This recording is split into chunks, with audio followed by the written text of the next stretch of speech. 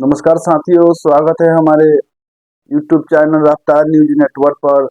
दोस्तों, अगर आप हमारे फेसबुक पेज पर वीडियो को देख रहे हैं तो फेसबुक पेज को फॉलो कीजिए। दोस्तों, अगर आप हमारे YouTube चैनल पर है तो चैनल को सब्सक्राइब कीजिए। साथियों, जो संघ है शिक्षा स्व तालीम मरकज का, संघ तो बहुत है, लेकिन संघ के द्वारा आश्वासन दिया गया है कि आपको 1 सप्ताह से 2 सप्ताह के अंदर में काम हो जाएगी। 26 तारीख तक डेट दिया गया है संघ के द्वारा सभी शिक्षा स्व तालीम मरकज को। देखिए, अगर 26 तक सभी शिक्षा स्व तालीम मरकज की कामें नहीं होती है तो सभी शिक्षा स्व तालीम मरकज एकत्रित होंगे, इकट्ठा होंगे, एक रणनीति तैयार करेंगे और आगे क्या करना है। संघ के द्वारा आश्वासन दिया गया है कि आपकी कामें हो रही है और 26 तक आपकी कामें हो जाएगी। संघ के द्वारा आश्वासन दिया गया है कि 26 तक आपकी कामें हो जाएगी। अगर 26 तक कामें नहीं होती है तो सभी शिक्षा स्व तालीम मरकज भाइयों और बहनों एकत्रित हो जाएंगे और एक बैठक करेंगे और आगे की रणनीति क्या करना है, कैसे आगे हमको बढ़कर क्या करना है, किससे मिलना है, आगे की रणनीति में तैयार की जाएगी। साथियों, यह हम नहीं कह रहे हैं, एक शिक्षा स्व तालीम मरकज बहने हैं जो ये सारी बातें ऑडियो रिलीज कर बोली है। से हम भी स्कूल में 9:30 से 4 बजे तक काम करते हैं, शिक्षक की भांति इस शिक्षक कोष के माध्यम से हाजिरी बनाते हैं, लेकिन सरकार हमको अनदेखा कर रही है। दलित, महादलित, अल्पसंख्यक समुदाय के समझकर हम लोगों को मांगे को पूरा नहीं कर रही है। सरकार बोलती है कि डबल वेतन कर दिया, डबल वेतन कर दिया। डबल वेतन क्या कर दिया? 16 साल काज करने के बाद में अगर डबल वेतन कर दिया तो क्या हो गया? कुछ नहीं हुआ। साथियों, माननीय मुख्यमंत्री श्री नीतीश कुमार जी ने वेटनरी कॉलेज से बोले थे कि आप लोग राजकर्मी है, सरकारी सेवक है, लेकिन उन्होंने जो बोले हुए थे अपने बातों से मुकर गए। अभी तक उन्होंने पूरा नहीं किया।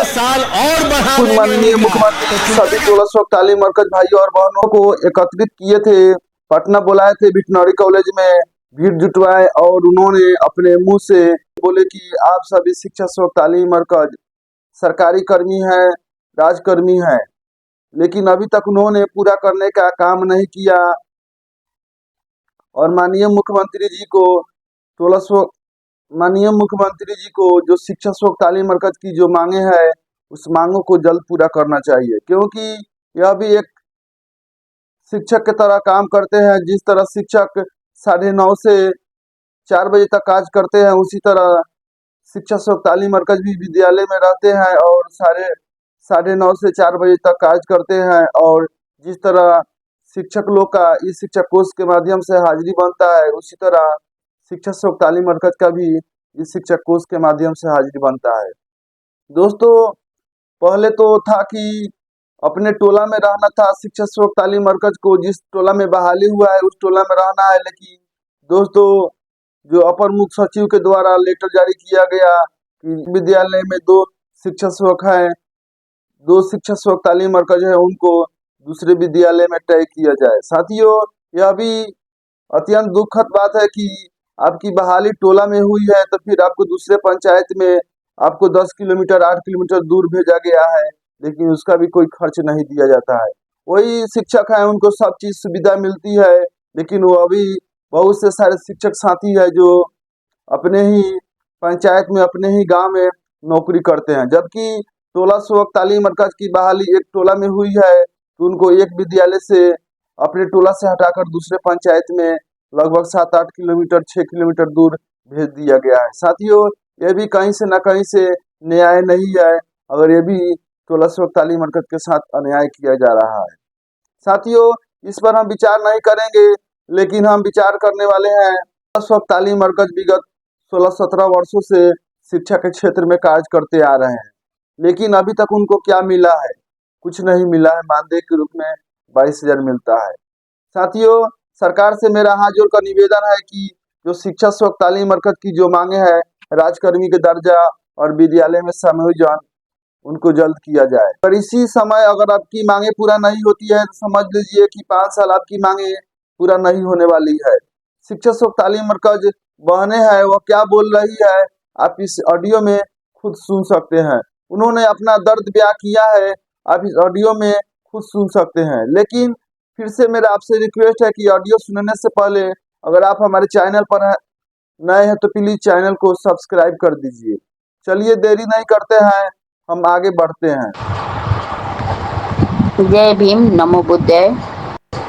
बिहार के 38 जिला के शिक्षा सेवक तालीमी मरकज भाई बंधु, प्रखंड अध्यक्ष, जिला अध्यक्ष सभी को सूचित किया जाता है कि आने वाले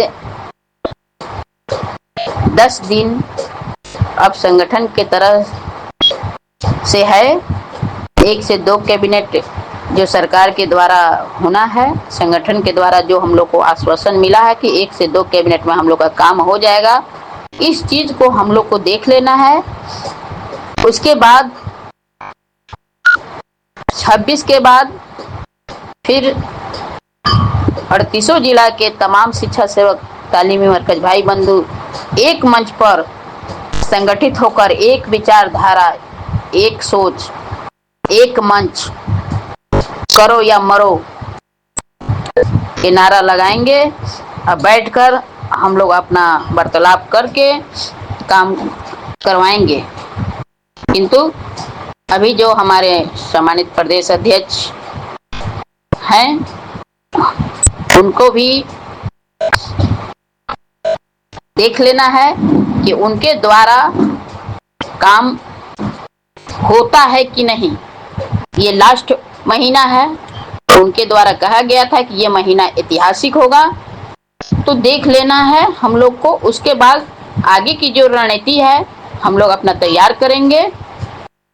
हम लोग जानते हैं कि माननीय नीतीश कुमार हम लोग के साथ छल कर रहे हैं।